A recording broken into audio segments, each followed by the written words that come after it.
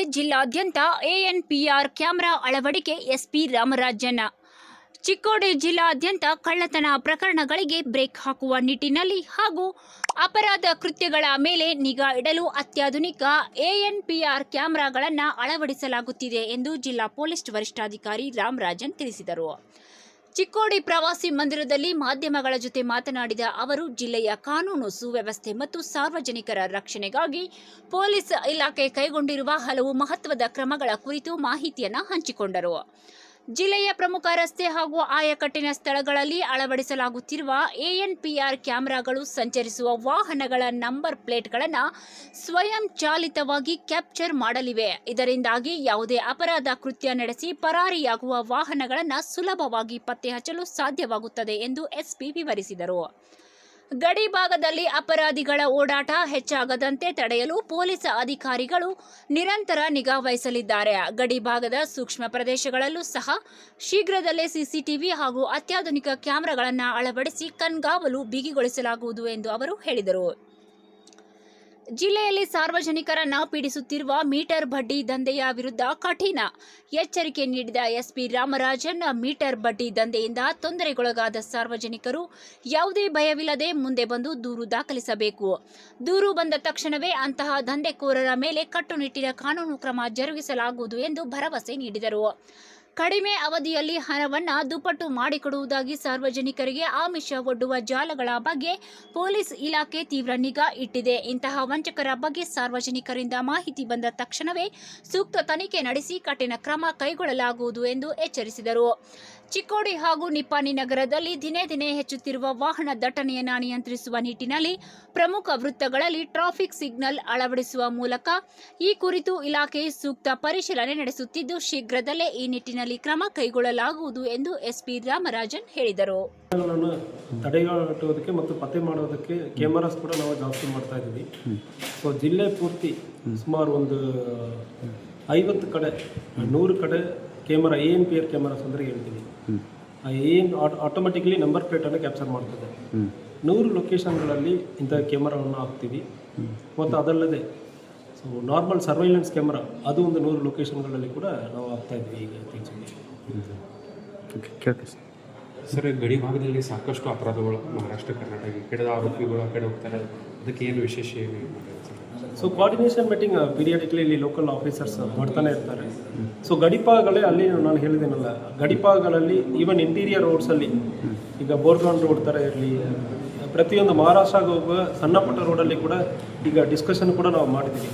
ಎಲ್ಲಿ ಕ್ಯಾಮರಾಸನ್ನು ಮಾಡಬೇಕಂದ್ರೆ ಆಫೀಸರ್ಸ್ ಜೊತೆ ಡಿಸ್ಕಷನ್ ಮಾಡಿ ಮಹಾರಾಷ್ಟ್ರ ಬಾರ್ಡ್ರ್ ಎಲ್ಲೆಲ್ಲಿ ಇರ್ತದೋ ಅಲ್ಲೆಲ್ಲ ಅಲ್ಲಿಂದ ಬಂದು ಅಫೆನ್ಸ್ ಮಾಡಿ ಯಾರು ಹೋಗುವಾಗ ಗೊತ್ತಿಲ್ಲದೆ ಯಾರು ಹೋಗಬಾರ್ದು, ಕ್ಯಾಮರಾನಲ್ಲಿ ಕ್ಯಾಪ್ಚರ್ ಆಗಬೇಕು. ಅದರಿಂದ ನಾವು ಪತ್ತೆ ಮಾಡ್ತೀವಿ ಅಂದರೆ ಮುಂದಿನ ದಿವಸಗಳಲ್ಲಿ ಅವರು ತಪ್ಪು ಮಾಡೋದಕ್ಕೆ ಭಯ ಇರ್ತದೆ, ಇಲ್ಲಿ ಬರೋದು ಕಡಿಮೆ ಆಗುತ್ತದೆ.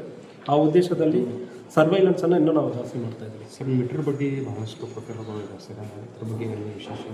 ಮೀಟರ್ ಬಡ್ಡಿ ಬಗ್ಗೆ ಸಾರ್ವಜನಿಕರಿಗೆ ನಾವು ಏನು ಹೇಳ್ಕೊಡ್ತೀವಿ ಅಂದರೆ, ದಯವಿಟ್ಟು ಯಾರು ಎದುರ್ಕೊಳ್ಳಬೇಡ.